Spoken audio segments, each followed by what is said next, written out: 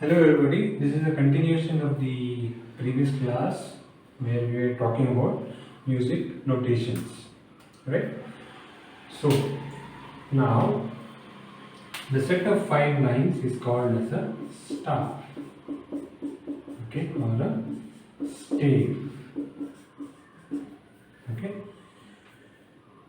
So in traditional music you had, instead of set of 5 lines, you had a set of 11 lines, parallel lines, okay, and that was called as a grand staff, right? So if you can imagine another set of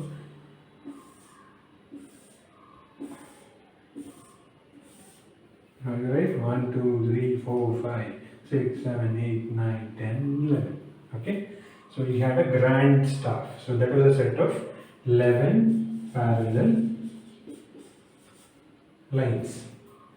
Okay, so what they did was they took the first 5, okay, and the lower 5 and separated them out. Okay, and this was the middle note. Alright, so that is why now when we read notations, we will have a staff. Okay, if you are playing a keyboard, usually you will have two sets, one for the right hand and one for the left hand. Okay, right, so I will clear this part of the board for now.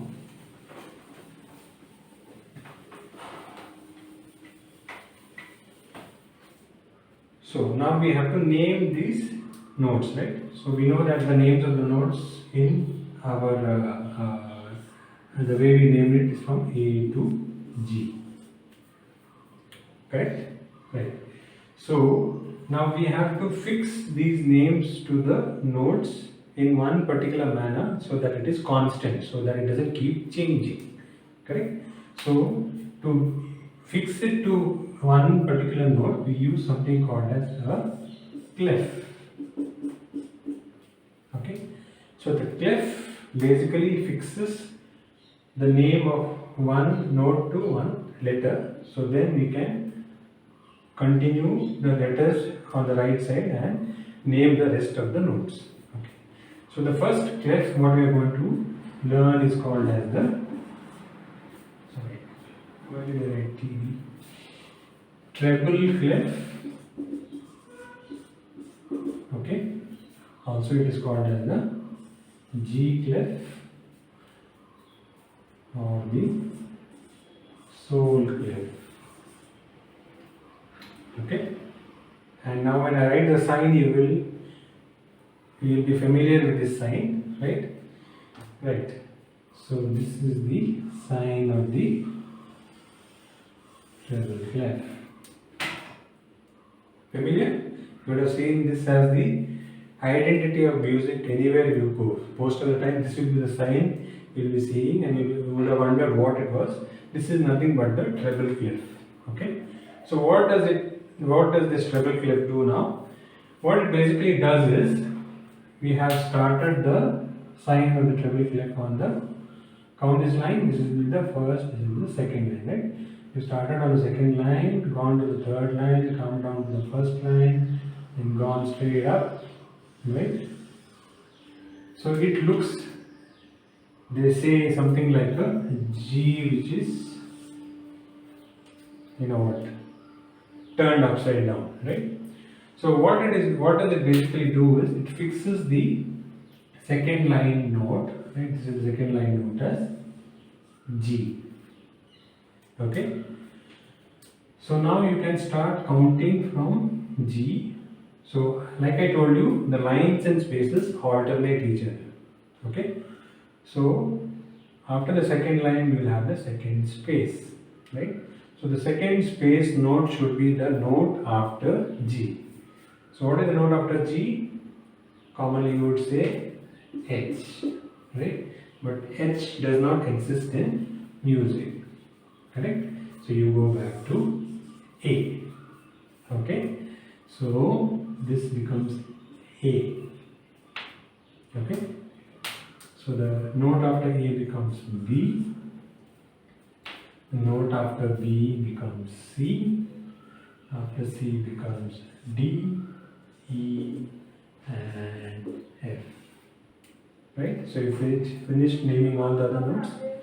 Now you come backwards. What is the note before G? It will be F. Right? The note before F will be E. Okay? Right. So this is how you name the notes on the treble clef. Okay? So this is something you'll have to remember if you would want to learn reading and playing the notes, right? So what you do is you separate out the lines and the spaces. Okay? So what are the line notes? What is the first line note? First line note is E. Second line note is G. Third line note is B. Fourth is D and fifth is F. Spaces will be F, A, C, E. F, A, C, E. Okay? So in music we do a lot of mnemonics, just like in medicine. A lot of mnemonics. So you make it as eat, good, bread, dear father. And space will be face, right? Face. Okay? So if you remember these two mnemonics, you can pick it up. There are a lot of books where you will have exercises, and that is how I learned when I was small, right? They will give you the notes and you will have to identify them. Okay? And you keep working out, then that is how you understand how to make out the names of the notes on the treble clef. Okay? Please do this exercise. You should get a book, an exercise book, and you keep repeating, and then that is how, again, like every other thing in music, it's all about repetition and listening to the sound, and then you make this as an exercise. Okay?